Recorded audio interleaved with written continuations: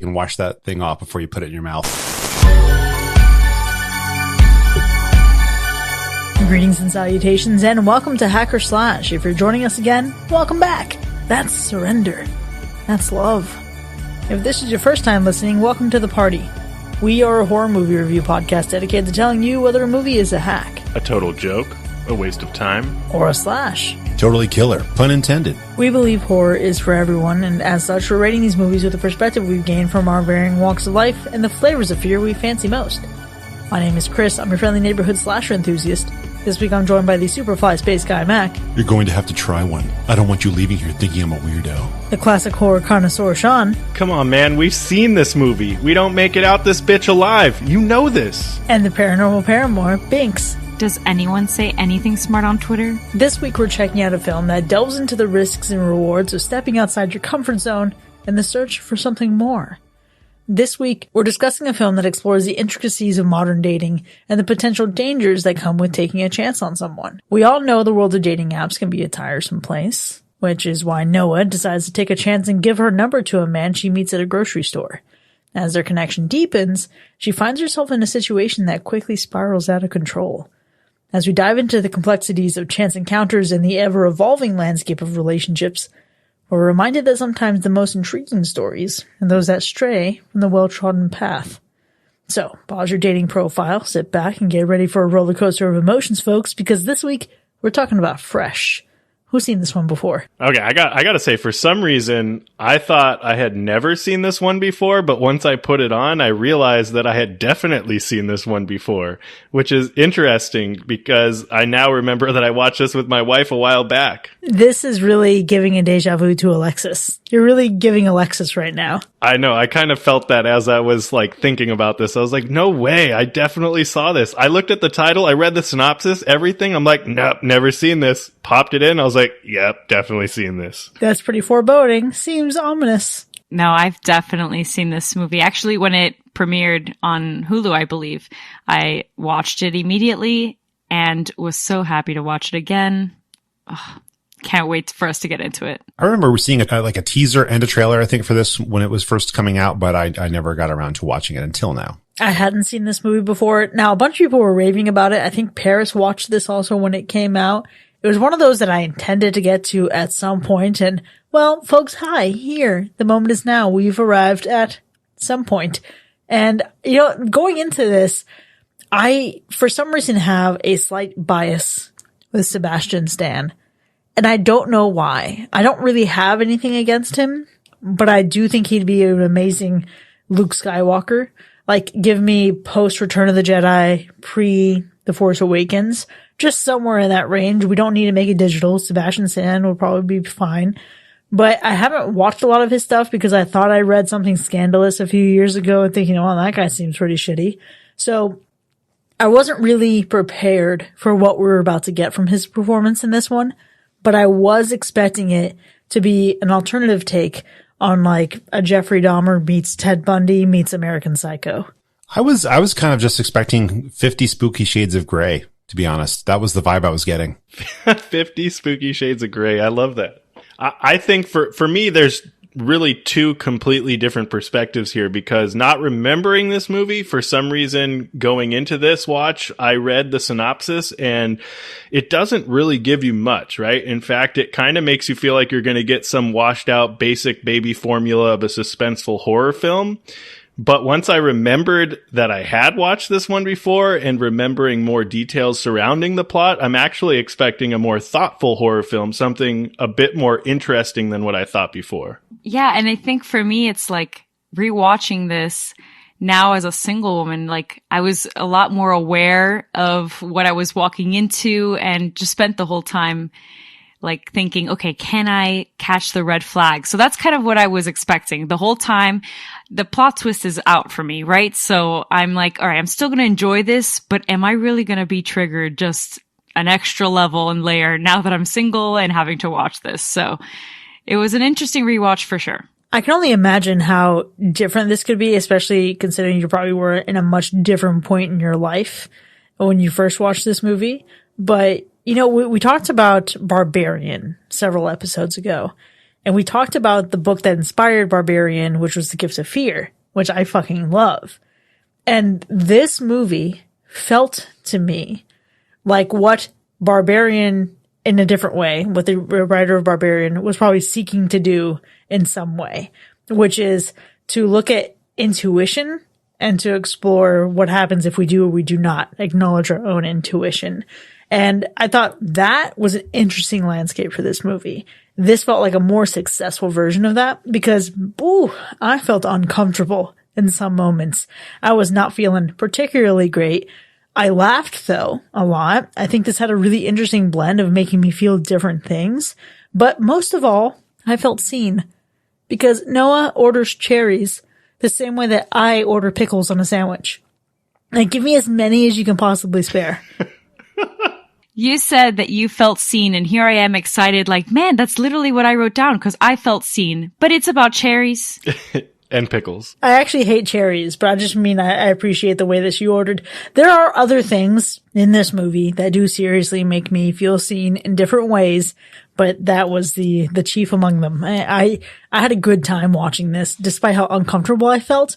And let me just specify that it's uncomfortable in a good way, uncomfortable in the way that they intend you to be. Which I think is interesting that you bring up Barbarian, because, like, to get into it just briefly, like, the thing about your instincts and when you're meeting people, and the situation of Barbarian, it's not necessarily like a romantic undertone to it. That's the thing about Fresh, though, is that there is a romantic element to it. So your intuition is already skewed with that, right? So when I was watching this movie, that's kind of what I was tapping into, because you go into these scenarios with a bit of optimism, you know, like you think of the meet cute at a grocery store or a bookstore, or you think of, like, you know, on a dating app with a little bit of optimism, and you just don't expect it to go awry. So I think for me, watching this, it was certainly uncomfortable.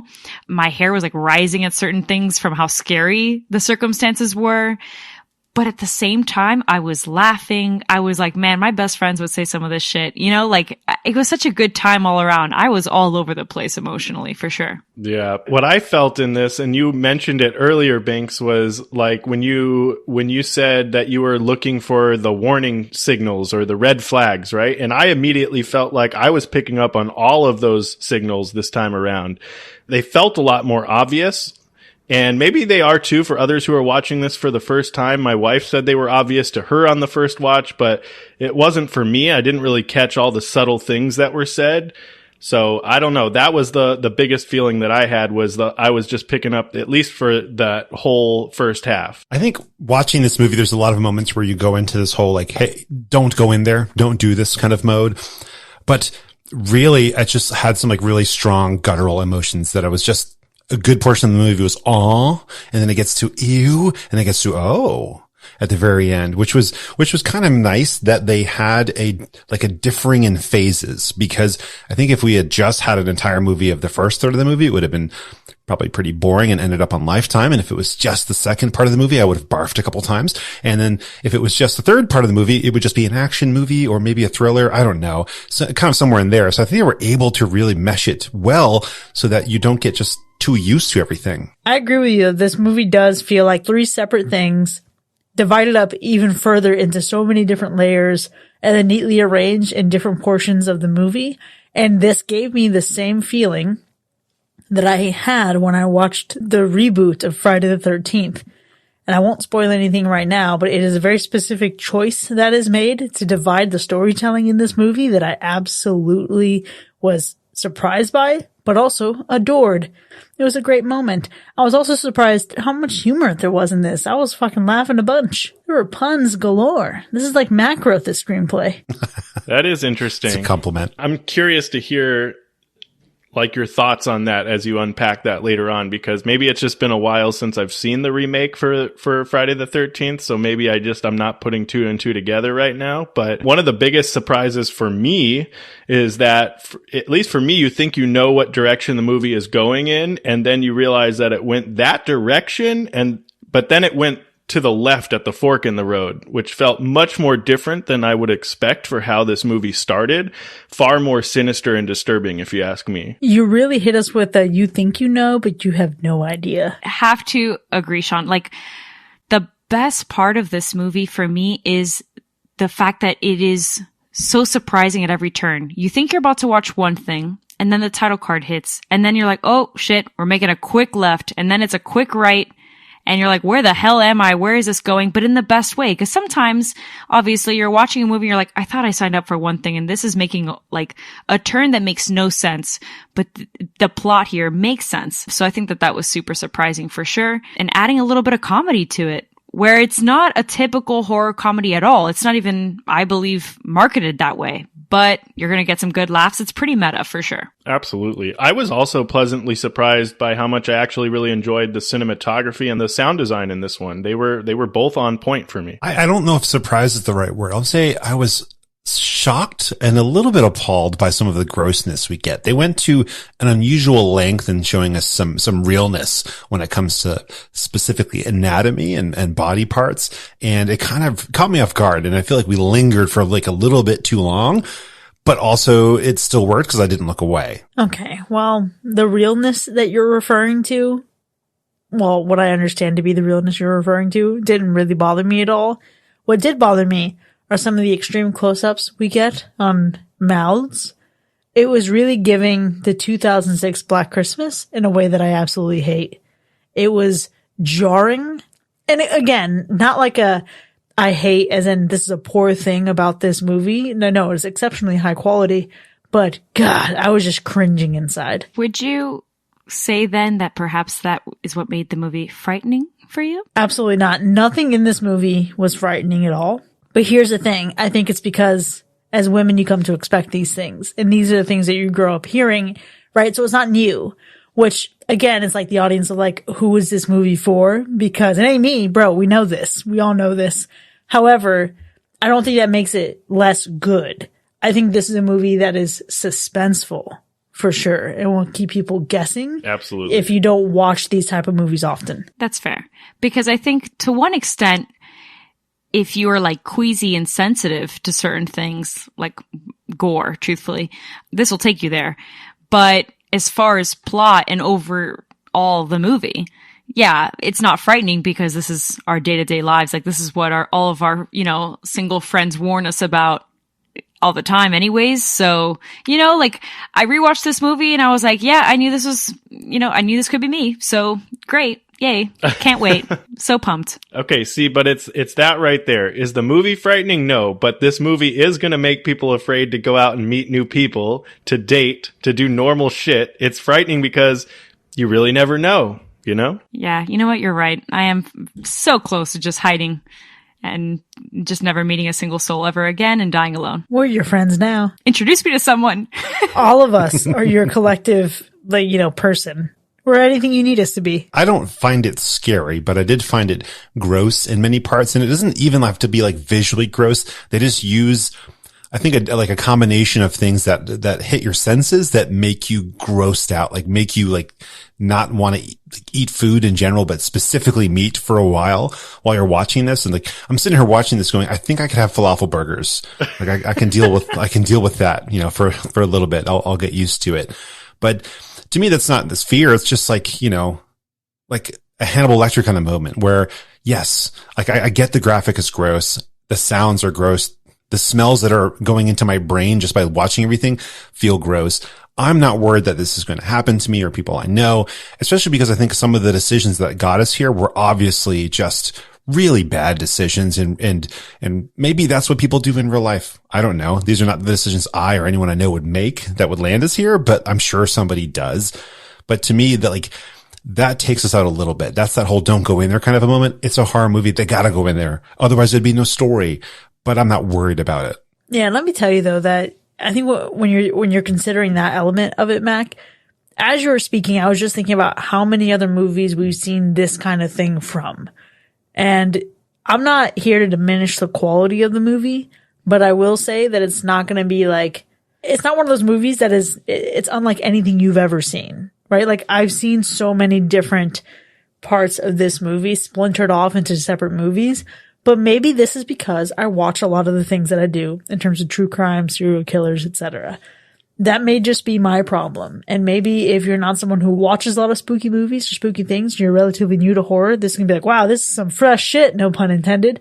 But I feel like this is a tale as old as time wrapped up in another tale as old as time and sprinkled with another tale as old as time to go on the side. But I would say that, although I agree with that statement, it's the combination of two things that we have seen pretty often that I consider, pun intended, fresh.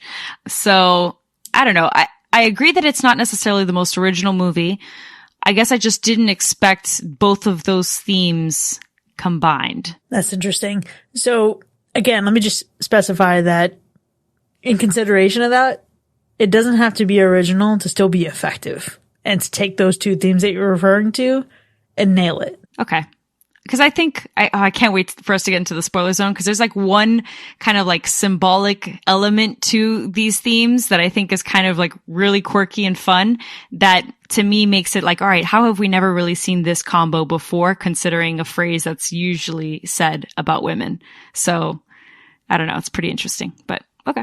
Interesting. Yes. I think that this film definitely starts off feeling very unoriginal, but then it takes an interesting turn and still explores a familiar path, but with a different tone to it. And that's what makes it feel original and fresh to me. Yeah, I think this is an original dish full of its own unique flavor because it's able to take those ingredients that we see in other places and we would otherwise just ignore, discard, or not even really be bothered by. And it serves it up, right, on a platter in a way that like makes you feel a little bit disturbed for a while, a little bit funny though. You know, you get that humor every now and then, but it's not too much. It's not too low. It's got some good balance in this recipe. And when I'm watching it and I'm sitting all the way through this, like I'm definitely not thinking, I saw this in that movie. I saw this in that movie. I'm thinking more to myself that like those things I'm recognizing, those are the setting. This movie is set in a universe where these things happen, and it's not necessarily the whole conceit of the film. Man, you saying that reminds me of a moment in Black Christmas 2019. I know I'm doing a lot of Black Christmas references right now. I promise I'm probably not going to reference the original, but there's a moment that we get in the ending that reminded me of this opening scene of Black Christmas. And let me tell you that in one moment, I felt like, yes, on top of the earth. This felt great. I loved 99.9% of the ending and the way the story concludes, but then it did some shit. And there's an element of the final moment that really takes it down a notch for me. And it's not enough to ruin the movie. It's not enough to even ruin the end, but it sure did hit me as like a little bit of flavor that I didn't like. It was an added bit that I didn't find very necessary. I wonder if it's what I'm thinking, because to me, I thought the ending was really entertaining. And there's a final moment that I thought was pretty ironic and I actually enjoyed, because it just brings it back to the reality of the situation and like the dating scene in general. So interesting. I wonder if it's the same thing, maybe. Okay, our stance on this topic is giving one woman's trash is another woman's treasure. You know what I mean? Interesting. I feel like we're talking about Vince Vaughn. But the moment that I disliked, I think you really enjoyed. Oh, really? Okay. Add it to the list for things to talk about. We need a running list. We'll see what that is. I also thought the ending was satisfying. I enjoyed how it all played out. I thought all the little things that we get towards the end were good. I really enjoyed the little final scene we get. I don't know if it's a mid-credit or whatever. I love that scene. So I'm sure we'll talk about that more. I don't know if that's what you're all alluding to, but there's also a little snippet before that I think is what you're all talking about. So, but I enjoyed it all. I thought it was all satisfying. I thought it was a good way to end the film. I thought it was ironic as well. So we'll see. I'm very curious what the heck you guys are talking about, because I didn't have anything to nitpick here. I just thought as a whole, the ending, like you said, Sean, it was satisfying. I think when we get to this phase where things are a little bit different, it's more thriller time. I'm down for that. That's definitely more my speed. And honestly, I felt like this part of the movie was the best part of the movie. I think I mean, we obviously needed the rest of the movie to get here, but it was so satisfying. It was like watching somebody prepare your meal and then it finally arrives on the plate at your table and you finally get to bite into that wafer of truffle, that you've been eyeballing somebody carefully carve with a knife or something. I don't even know, but it feels luxurious to make it to the ending because you had to stomach the rest of the film to get there. Well, nitpicking aside, it sounds like Binks and I have some things to really unpack here in the second half of our episode. So let's start making our way there. Now, before we score this movie, Sean, how would you describe the gore score? I feel like this film had an opportunity to be pretty gory, given the whole plot and whatnot, but they did not carpe cruor here. They did not seize the gore, but instead, they took a more tasteful approach, in my opinion. No pun intended. I would have to give this one a medium gore score overall. And what about the animal report? I wish I had something clever to say to follow up on Sean's phenomenal gore score. But all I've got is the fact that we're safe. We're all good. And I think that that's got to suffice. Let's go ahead and get into our ratings then. Fresh 2022, now streaming on Hulu. Was it a hack or a slash? All right, I'll kick us off. This movie for me was a quick watch and one that was like entertaining beyond belief because of how outlandish some of the characters are, for sure. I think they walk a fine line between like sinister and silly, and you're entranced by what the main characters will do next or what they won't do, that's for sure. But more importantly, it's incredibly relatable, which makes it almost worse for me. Because the whole time I watched this movie, I thought to myself, and I have to go out and date a stranger after seeing this? Like, rough, And look, all the things that I've shared so far, I've actually had a positive experience on the dating apps. So like, let's cross our fingers and hope that it continues that way, right? But I've got to say, this movie is not necessarily the best marketing prop for the dating scene. However, it is definitely a great, fun movie that lightens up the doomsday of these apps, okay? So I have to give it a slash. Nice. Yeah, what I like about this film is that it feels well thought out. I loved the attention to detail that this movie had throughout its entirety. From the screenplay or the dialogue to the level of acting we get, from the cinematography to the editing and the sound design. It's really well done, in my opinion. I had a good time watching this one, and I also think that this is the type of horror movie that doesn't necessarily feel like you're watching a horror movie while you're watching it. And because of that, I can see a lot of people enjoying this movie, not just horror fans. So I got to give this one a slash. This is a movie that should come with trigger warnings attached to the titles when it opens. Just to be fair, just to be honest. We finished watching this. My wife was like, what'd you think? What are you going to give it? What are you going to rate it? And I was like, I don't know. It was so gross. And then she was like, but it was so good though. It was a good movie. I'm like, yeah, that's right. They were able to balance that out where they showed some stuff that I did not enjoy seeing. Complete with sounds and everything, right? Where it's just kind of like, oh, like my stomach's a little bit turned, but I can't look away the entire time. I didn't look away. I didn't block my eyes or anything like that. So they were able to gross me out, entertain me, give me comedy, give me true horror, and somehow have it all work out in the end. It was really a great recipe. Now, this is not one that I can think like everyone should watch. It's going to be hard for many people to watch it, traumatizing for some people to watch it. But this is one that I was able to watch and think to myself, like, yeah, it was actually a really good movie. So it's a slash. You've all said it really well. This movie features, from my perspective, a near perfect pairing of vision, like directorial vision, cinematic execution, and then on top of that, chilling performances to create the sense of unease, dread, and disorientation.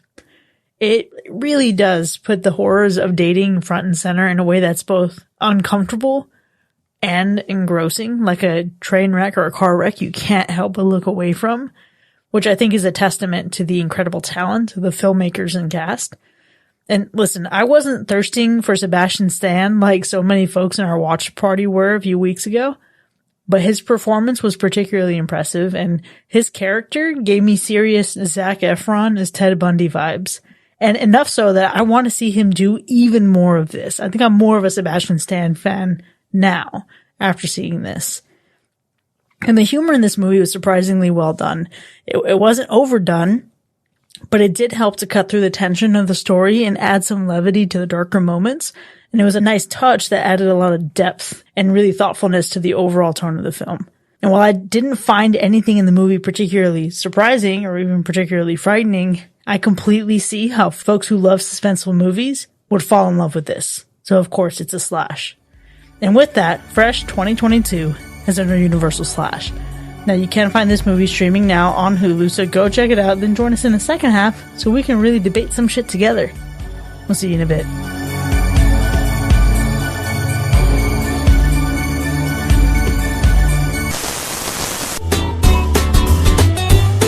Are you tired of the same old bland meals? Want to add a little excitement to your cooking routine? Introducing our new cookbook, Swipe Right for Flavor. Inspired by the thrills and horrors of online dating, our recipes are sure to ignite your taste buds and leave you wanting more. Feeling adventurous? Try our catfish chowder recipe, a creamy blend of flavors that are sure to impress even if you don't know who you're really dining with. Or, for something a little spicier, give our Tinder tacos a try. Just be warned, they may leave you with a little heartburn or heartache. But wait, there's more. Order now and receive our exclusive online dating-themed recipe book featuring meals inspired by the ups and downs of the dating world and a few unexpected surprises. And for a limited time only, receive a complimentary side dish recipe you can make with leftovers from some of your worst dates. It's the ultimate form of revenge. Order Swipe Right for Flavor today and take your cooking game to the next level. Who knows, it may even help you find your next meal or match in the kitchen. And don't worry, your secret ingredient is safe with us.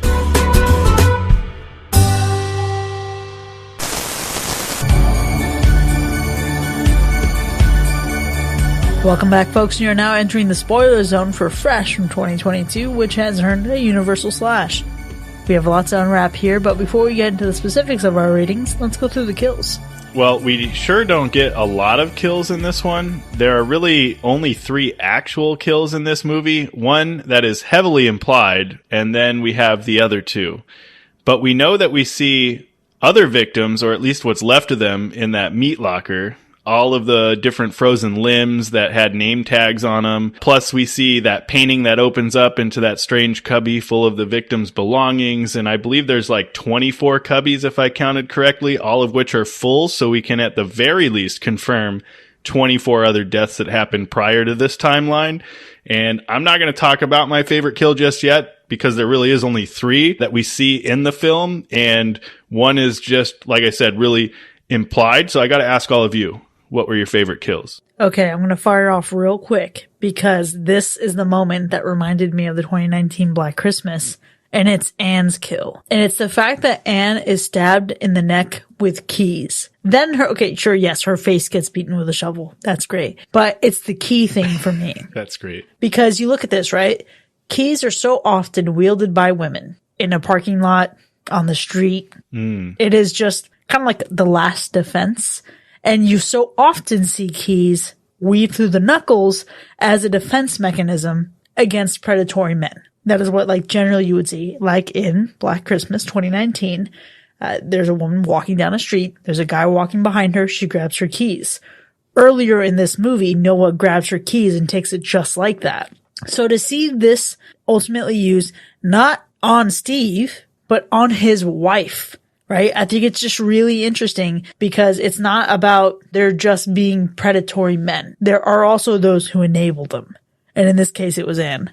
Okay, that's surprising to me that you went with Anne, because I think in my book, there's only one kill, but Anne's kill is a great one. I was a little upset that that Noah didn't go for the eyes while she was being held down by Anne. Like, come on, like, they're right there. Just poke your nails right in those puppies. But I think the only death that really like stood out to me was Steve or Brendan or whatever you want to call him. I think it was the big one, but I think honestly, the death itself was whatever.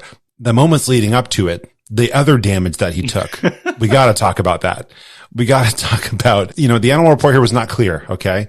Because there was a rooster harmed in the making of this movie. Damn. Not the dick bite. You're right. She just, she pulled an Ozzy Osbourne, just bit the head right off of that thing. It was really hardcore. And it was the moment I think all of us wanted something bad to happen to this dude, right? Just, some kind of blunt force trauma to the head would have been completely fine. But when we got to that level, cause I was really curious, like, what is she going to do to get out of this? Is she going to have to drug him? Is she going to get like one of his scalpels or something? No. She played the long game, and it was so worth it when there was just that chomp in his face and then the blood everywhere. And I was like, oh my God, they went there. This is amazing. Yeah. What a wonderful form of revenge. It was so fantastic. Yeah. Yeah. And I actually really appreciate it because of the "let me see your smile" line, I think is just so great. And like, he still smiles. Like, what a sadistic, crazy person. What an asshole. I know. It's just insane. He like still smiles. He's still just the most bizarre character ever. So aloof, like, Oh, yeah. just, I don't know. I don't even know where to begin to describe him. It was just so insane. That kill was definitely, it filled the spirit. It filled the soul. I was happy about it. And so was he. It was weird.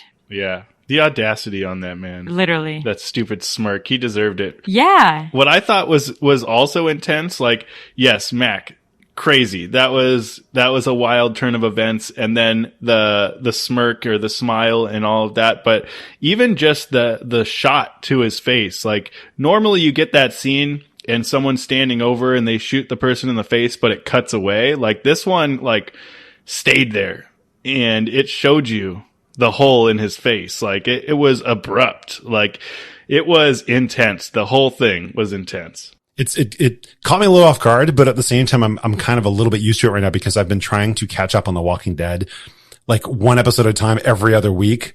But Yeah. every shot is a headshot in that show, and everything is always shown. So I'm kind of numb to it a little bit. It reminded me of Terrifier 2016. It did. Yeah, I could see it. Yeah, for sure. We said a lot of good things. Obviously, Anne, Steve, those are the big ones. The implied kill with Melissa.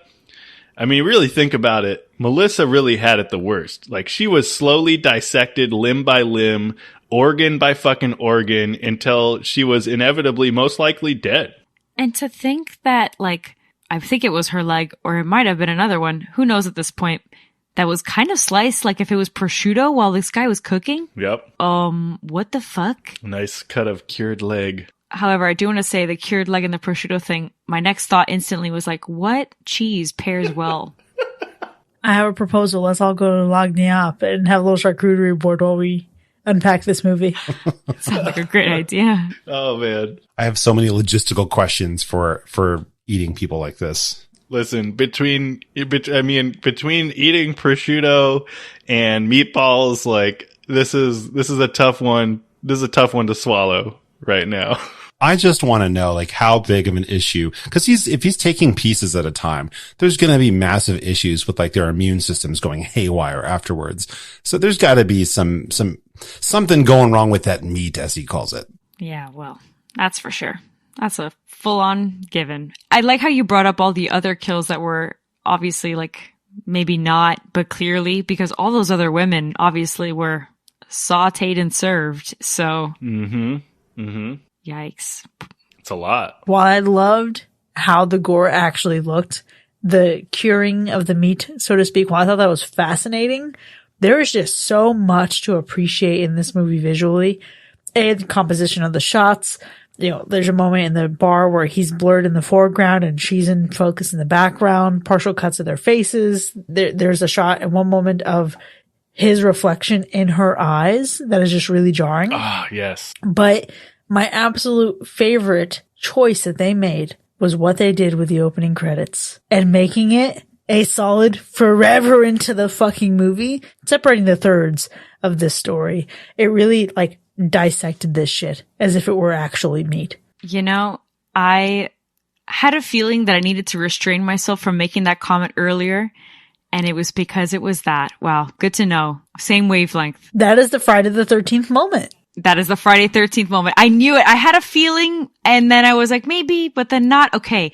Yes, absolutely. The title card placement was fantastic. So much so that the second time around, when it happened, I was like, that's right. This is when it debuts. Like, this is when shit really hits the fan, when you're really making that turn into the plot. Like, so great. But aside from that being one of my favorite visual elements for sure, couldn't agree more about, like, the shots of this movie are incredible. A couple that come to mind, because I can't just pick one, sorry, but the shot of her closely approaching the painting so slowly was really eerie for me, because it's like, I remember the first time that I watched it, I was like, wait a minute, this is not a regular painting. Like, is this made of something? Like, what's going on, you know? Then Steve, when he's like basically smacking Noah against the paneling at first, and then like the shadows on his face kind of showing like the split personality almost of like this nice guy, but obviously extremely twisted, very fucked up for sure. Yes, and those shadows at some point even look like bars of a jail cell. Yeah. In which, like, she's imprisoned. Yeah, 100%. Another one that was just really great that I think we see a lot in movies is, unfortunately, you know, like when women are drugged or obviously like becoming incapacitated, that haze, that like sudden movement of the camera, we typically see it in movies, but sometimes it's like from 0 to 5,000 so quickly. This time around, I was really keeping an eye on it.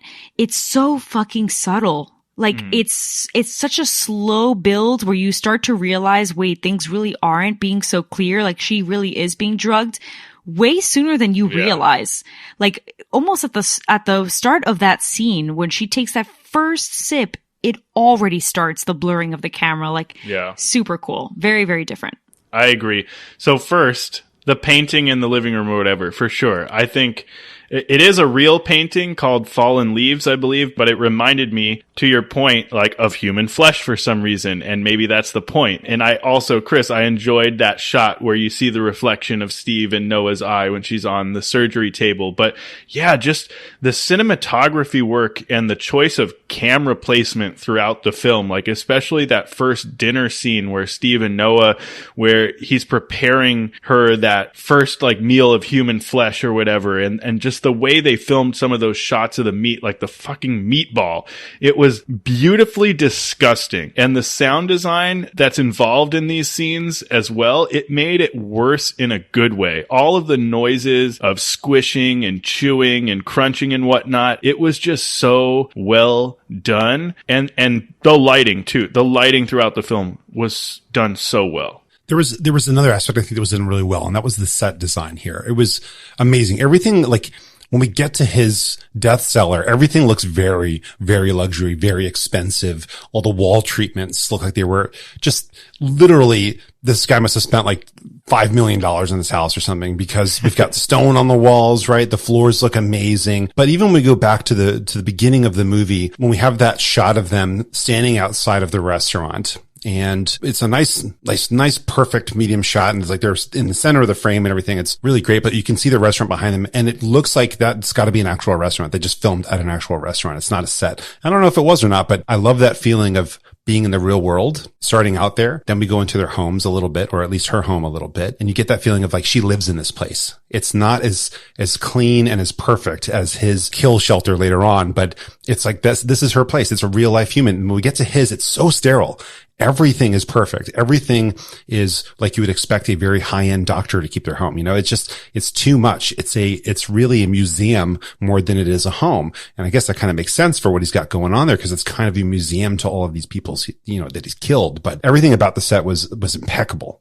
Oof, Mac, I'm so glad you bring that up, because my absolute favorite scene comes when we get right before the opening credits, and it's when they arrive and you see just how sterile that environment is. This is my favorite scene for one moment and one moment only. It is when she realizes she doesn't have service. She asks for the Wi-Fi and he says, fuck, it must have gone out again. And you see her look up. Red flag. And she's thinking to herself, and that is the gift of fear. That is that fucking intuition. Does she do anything with it? No, because she has come to trust this man over the course of their interactions, which is a shame. But it was that moment in particular that really sold me on the nuance of Noah and how incredible all these performances were. It was just one subtle glance. Well, my favorite scene was definitely not subtle, because it's 100% Steve unhinged, dancing around his house to My Obsession by Animotion, carrying a fucking leg and cutting it up there. That was just nuts. And you know why specifically? Because now when I'm cooking, I like to play music, and I actually really like that song, My Obsession. Now I'm never going to think of it the same way, because I think of this scene and think of how crazy this guy is having the time of his life, dancing around. He's every average person, you know, when you're cooking, you got some tunes on, you're kind of jamming around to it. But now you're thinking of how this guy is carrying a fucking leg. Like, it's just, it hits different. It hits different. It's definitely one that's like seared in the brain. The soundtrack here is so good. Yeah. That moment was giving major Goodbye Horses vibes, like Buffalo Bill, 100%. There's something about that song that will never be separated from that scene for me, from Silence of the Lambs. And that's kind of how I felt in that moment watching this happen. Is there, it's so positive, it's so upbeat in a way, but then it's completely disgusting. It's absolutely grotesque what's going on. And the two of them together, like your brain just doesn't know how to compute that. And it just makes it so much more effective. I think my favorite scene is past all that. And it's when we get the escape, when we finally get to the point where they can leave this place, but they have to beat the crap out of him to get there, because I think in a lot of other movies, you would get one or two good hits and that would be it. And then you would escape. They got to bash on this dude for a good bit, and he threw them around in response as well. He was trying his best, but they beat the crap out of him. And I love that we got to see them beat the absolute crap out of him. That was very satisfying in his own kitchen, nonetheless. I can see what you're talking about, Mac, but I definitely got a lot of American Psycho vibes from especially the scene that you're talking about, Binks. That whole segment, that was also one of my favorite scenes, like when he gets back from that run. But all of the little things that happen, right? Like you see him go into the fridge and you see all the different Tupperware, but then there's the Tupperware that really looks like pieces of meat that you wouldn't normally have in your fridge just sitting there, right? And like you see him slice off the leg and you're like, that's interesting. And then it goes into the meat locker and you see all the different pieces of different people with name tags. And then all of a sudden he's cutting ribs off or something. And then the meat's going through the grinder. It was so good. Like the entire sequence of scenes that followed from that moment was just intense for sure. I don't care if you told me that meatball was actually made out of tofu. Seeing that on the screen and seeing him put it in his mouth, registered 100% as human flesh to me. Oh yeah, 100%, without a doubt. The American Psycho of it all really was a moment, and I think that's what added a certain level of charm to Sebastian Stan in this role for me. While it's not something that I'm going to like watch on repeat by any means, I think to see him go to that extreme from the extreme that he was in, there was like this dryness that I could appreciate about him post opening title card scene. And she's kind of coming to and she's thinking, she says, what happened? He says, I drugged you. She says, this isn't happening. He said, yeah, it's happening. It is. Yes, it is. I appreciate how his performance shined here, despite how much I hate the character and the person. Mm-hmm. So I think to go from that stoicness that I've been here before, I've done this so many times, is clinical at this point. And if he actually is, which you assume he is actually a doctor, to think about his bedside manner and to think about, obviously he's a plastic surgeon, but to go from the sterile household to that sterile approach and then to see all that personality pop out of him in the cooking scene, it was just fucking wild. Yeah, for sure. That's literally what I put down was like, Steve, so charming, so comforting at times, and then at times so fucking cold. Like definitely reminds me Christian Bale in American Psycho. Like that was the vibe that he was giving off in the whole second half of the movie. It was just beautifully done. And to think that he's like a father is nuts. Yeah. Wait, hold on. A father to a wife who was also a fucking victim. Yeah. Like this dude is fucked up. Definitely fucked up. Certified for sure. How else could this movie have been though?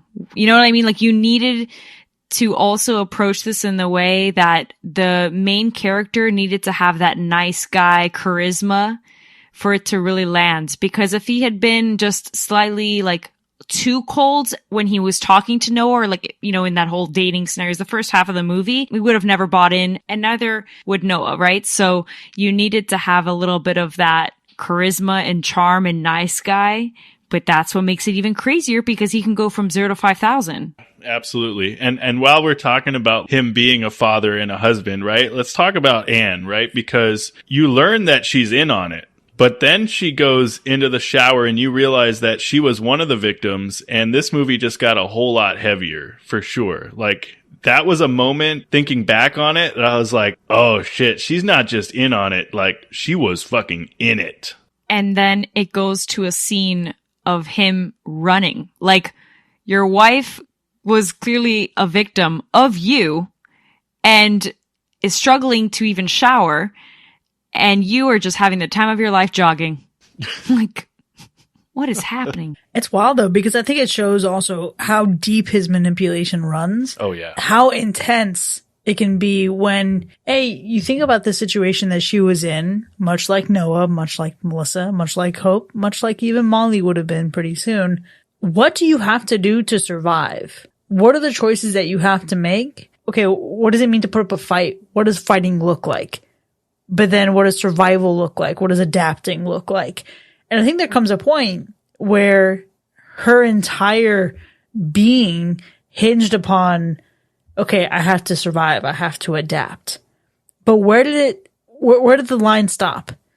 Where was the line between survival, adapting, and did she actually have these feelings for him with how heavily he manipulated her? Or did it become a circumstance in which she was attacking her, not just out of like what I think the movie is implying, which is just like this jealousy and this envy, like, oh, you're with another woman. But was it he can't replace me or I'm fucking dead?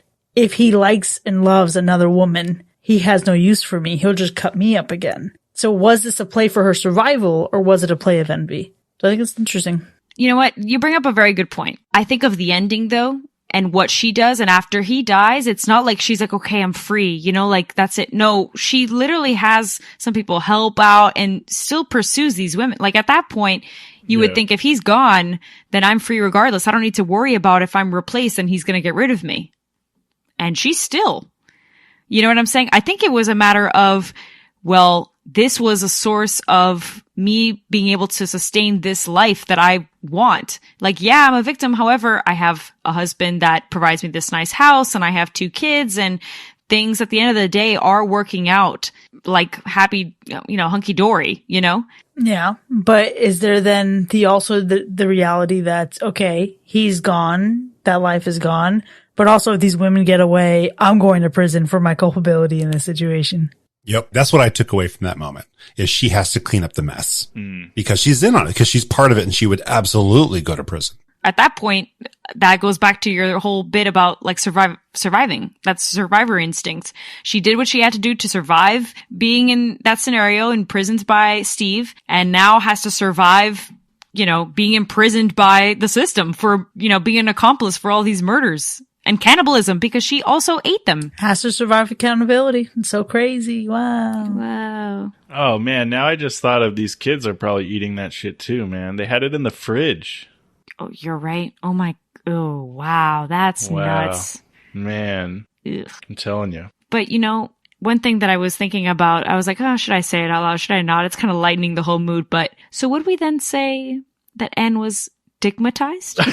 I'm sorry. I had to because you know what? When that line was said about Noah, that she was stigmatized, I was like, good point, because I'm sorry, but it is a straight girl's fantasy come true, and that's the problem is like, we then get eaten, we then get eaten to get whisked away on a weekend trip and vacations and like, oh my God, this guy's so sweet. And then, wrecked. Binks, you bring up such a good point because you're like, okay, this is the dream. You get whisked away in a weekend and then we get eaten. It's so interesting to me that this movie went this direction because you think about how women are referenced as just being a piece of meat, a hot piece of ass, literally and figuratively. But then it's also a messaging on human trafficking and how often women's bodies are captured and sold. When I was talking earlier about how these themes like really relate to a phrase that is often used to describe women, it is that, right? Like, what a concept to make a movie that basically takes the phrase women are a piece of meat and brings it to life. Quite literally. So much so that in the grocery store, when Noah meets Steve, in the background, you see a large sign that says fresh meat. Like, that couldn't have been better placed. Oh, yeah. Couldn't have been better done. But of course, that being said, so much so that obviously trafficking is a massive issue that exists in our world, obviously prevalent in women because we are perceived in that way, like, the layers to it. But again, with the approach of like making it a little bit more meta with some comedy is what makes this movie so crazy. Crazy, crazy, crazy. Shout out to the fucking real ones, because Molly was fucking badass in this movie. Like, she didn't trust the dude from the get-go. She got all the red flags. She did her research. Like, come on. You want a friend like Molly in your life. You absolutely do. honestly a queen. And my favorite moment was when she was talking about the perks of dating women. She's like, less games, more emotional dependence. It's like, yeah, see, there it is right there. You got it, Molly. But she was honestly so fantastic. Not only the comedic elements, but the perseverance and the boldness with which to charge forward and find her friend. Absolutely fucking loved it. Yeah, because she knew that something was wrong from the start. Like, she knew Noah enough to notice even the small things. And that's why it's like, get yourself a Molly, bro. For sure, she said some things that are direct quotes from my own best friends. Like, I remember when I went on my first date on the app, my best friends were like, why are you in the middle of a tree? You know, like looking at my location or whatever. They had me tracked to make sure I was okay, made sure I was responding, like all of those things, because you got to stay alert out there, you know? So I appreciate that she wasn't just like, okay, I'll just let my friend be digmatized and go off on a little vacation. No, incorrect. I love that she knew her friend so well that all it took was a single emoji to set things off. Mm-hmm. That's all it took. I love you. And she fired back, or he fired back rather, in her place, that heart emoji. And she was like, that's not her. Yep. To be clear, her spidey sense was tingling long before that, because he was also making it way too fucking obvious with the way that he was speaking. That's true. That's very true. He did not portray her at all. I need a technology break. Bitch, your phone's been off this whole time. What are you breaking from?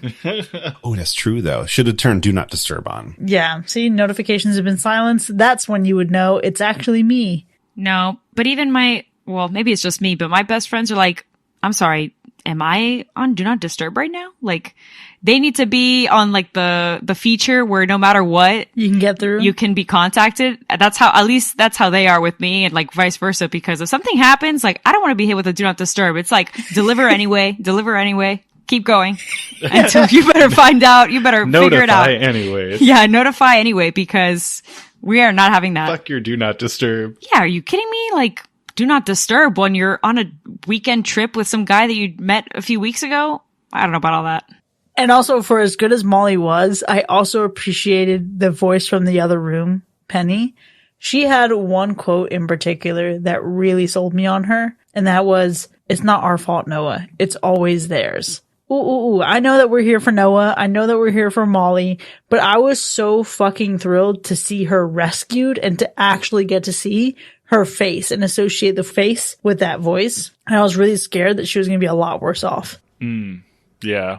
I agree. The voice that you hear before you see her at all, it's just so many stages of different emotions or different vibes that you're getting, from like trying to comfort to complete desperation and loss of all hope. And just, you can start to feel like she's slowly spiraling and just, losing it. I was also glad that she was saved. I think that was really good to be able to portray all of that just in your voice. Really well done. Yeah, I'm glad she was saved too, because she ultimately didn't really have to, in essence, help the other person. Like, I know sometimes in these kind of movies, like, they're used as a tactic to then save yourself, but then you don't necessarily care about who lives or dies. Like, at the end of the day, I gotta worry about my own self. But I don't know, it seemed like this kinship was there. She was really trying to teach Noah how things are, I love that it was immediate too.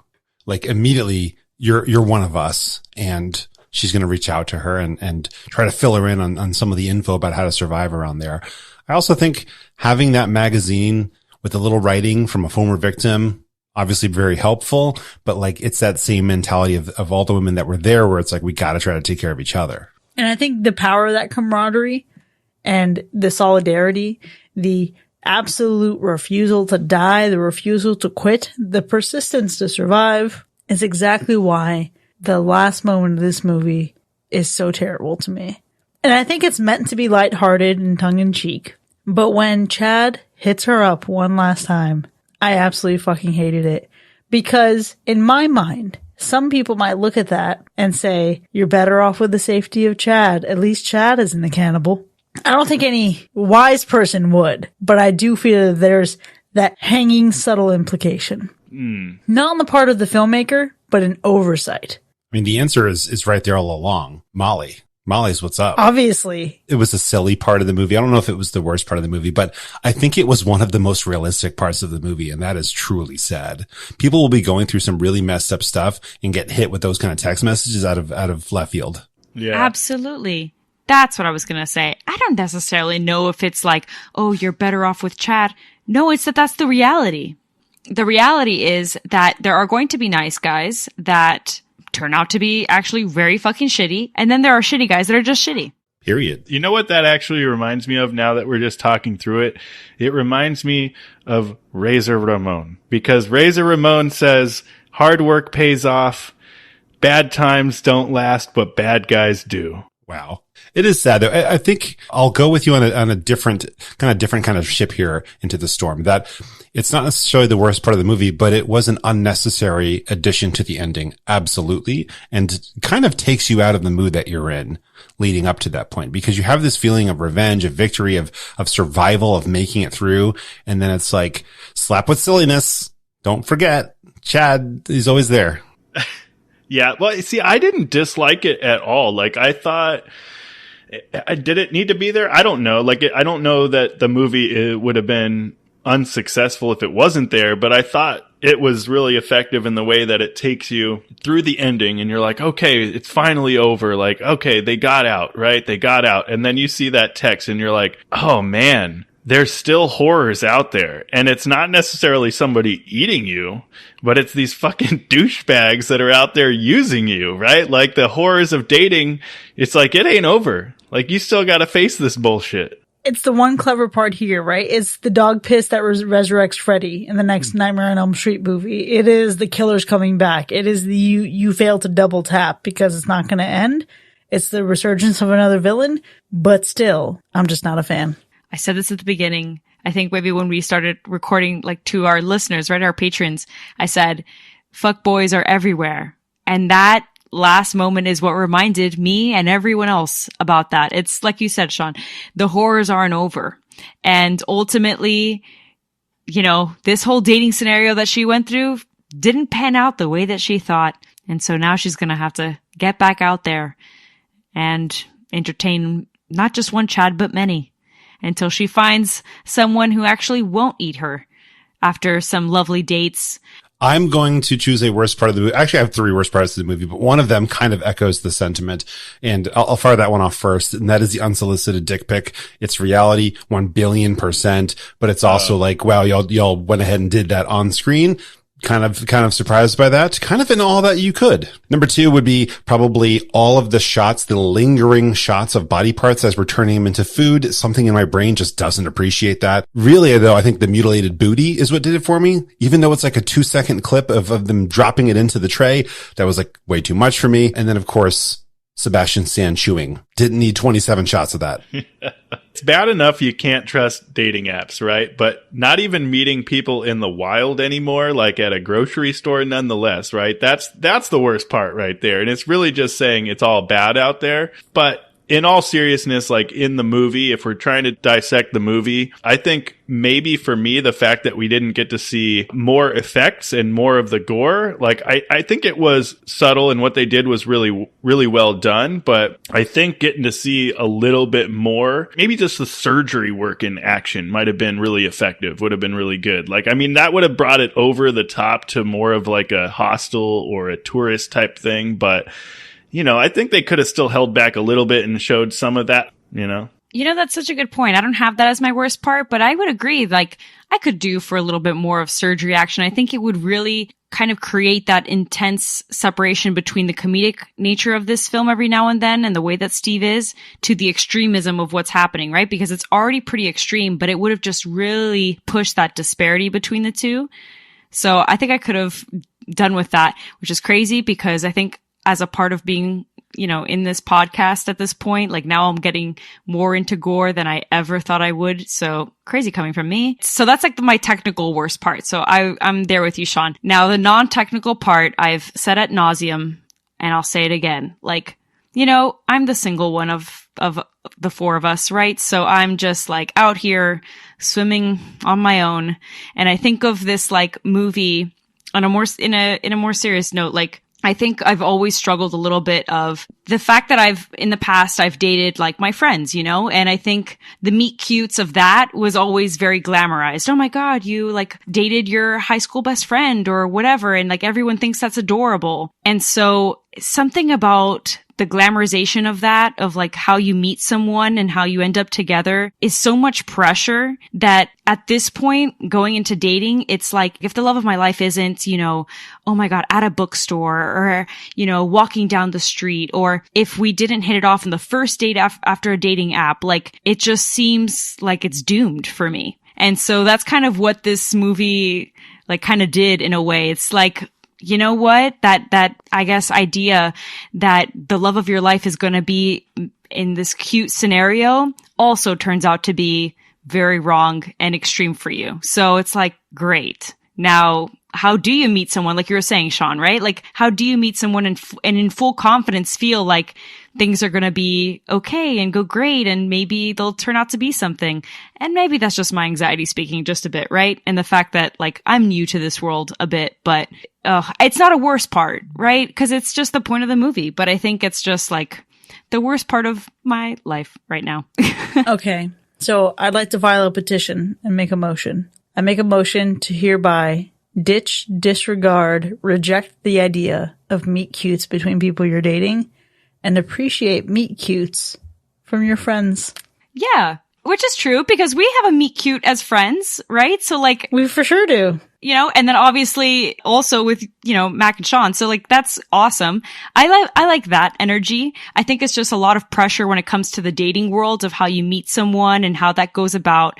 And then the polarizing extreme of, oh my God, dating apps are horrendous and they're terrible. And every date that you're going to go on is going to be a creep. Like, luckily I shared this. I've had actually a great experience so far and it's going really well. So I'm hoping that continues to be the case, but I'm trying to be realistic as well, where like if it doesn't, which is also okay, I'm back at it with the you up text and that sucks. The trouble I have with a lot of these movies is that they continue to show this idea that love has to happen completely by chance and on a whim or whatever. It's actually like a really deliberate thing that you engineer in your life and that you have to make room for and make time for. And that whole concept of you just happen upon it, when the stars align and you're in the right bookstore, it's kind of BS, it's something where you have to be in the correct mode in your life. You don't have to be actively looking for it necessarily, but you have to know what you want and you have to create that space for it to happen. I agree with you 100% because no matter what, or no matter how good a person is for you theoretically, it doesn't fucking matter if you are not in a good space to be meeting people. However, I do think it's also fun to appreciate the absolute wild amount of things that happen between you and meeting someone that you end up caring about. Like, let's even go away from our romantic instinct, right? Like the things that had to happen, Mac, for you and I to meet, for me and Sean to meet, all the fucking insane things. And like, I think Binks, I even shared with you the amount of heartache that I had to go through that led to you and I meeting. So I think, yes, there are a lot of things in life that don't happen by chance. I think things can happen by chance, but it's about how are you creating the space and being intentional and allowing yourself for that. And it's really weird because I was actually just listening to a talk by Jamie Lee Curtis. And she said that life is, I can't remember the exact quote, but life is not based on who you are, where you came from, how many degrees you have, or what your job is, but it's a couple of seconds and what you decide to do with those seconds and how it impacts you and what you decide to do about it. And that everything you do in life is a choice. And that I think is a way deeper take than I expected to have after watching this movie. So thank you. And with that being said, though, is exactly why I don't know when I'm going to rewatch this movie, although I loved it. I think I'm going to maybe watch it next year and see what state of life I'm in then, right? Just kind of give it another beat, see where we're at. When this first debuted, I was fresh after, out of a breakup, pretty rough for me. So I guess I was single, right? But like what I meant by that was kind of like definitely not in a place to start dating, right? Now, I mean, I am kind of like, I'm out there seeing someone, like that kind of thing, perusing whatnot. So I'm dipping my toes, maybe next year, who knows what'll happen? Maybe I'll, be single again. Maybe I'll not, let's manifest. Okay. Prediction. Regardless of whatever your situation is in life, how about we just watch this again next Valentine's Day? Oh, okay. Because then it's either like a rejection, a projection, or a gratitude moment that we're not in that situation. But I will say that that is the only context in which I will watch this movie. I will only watch it with one of you or someone else who wants to see it. Because as good as this movie is, I think I'll pass on ever just putting it on my own. It didn't hit me with any sensation of feeling like I need more of it in my life because I don't feel like it taught me anything. But I'm really glad that I watched it the first time. And I do think that people should watch it. It is way too rich for any more than just a single serving. I think that's enough for me, but my stomach can't really handle much more than that. Nicely put. I don't know. I wouldn't necessarily mind watching this one again, but yeah, I'm not going to go out of my way to watch it again. I think you all said it best. Like, it's not something that I would put into my regular rotation by any means, but if somebody wanted to watch it or it just happened to be on, I wouldn't mind watching it. Well, I love that for us, and I'm so excited to see what happens when Binks and I watch this next Valentine's Day. But for now, there you have it, folks. Fresh has earned a universal slash. Now, we certainly had a robust discussion here, but it doesn't end here by any means. We want to know what you think. Tell me your dating stories, horror stories, any of that nature. Would you have fallen for the charisma and charm of Sebastian Stan? I bet you would have, just a little bit, and it's okay. It's acceptable. You got to let us know. You can join in on the conversation by hanging out with us for free in our Discord. Click the link in our show notes to sign up. If you've enjoyed listening to this episode and you're hungry for more, consider becoming one of our patrons. Visit patreon.com/hacker/ to enjoy more of the show with early access, extended episodes, bonus content, and live shows. We'll see you next time, folks. And remember, you don't need a man, okay? Or anybody for that matter. I'm not even sure what time of day it is, to be honest.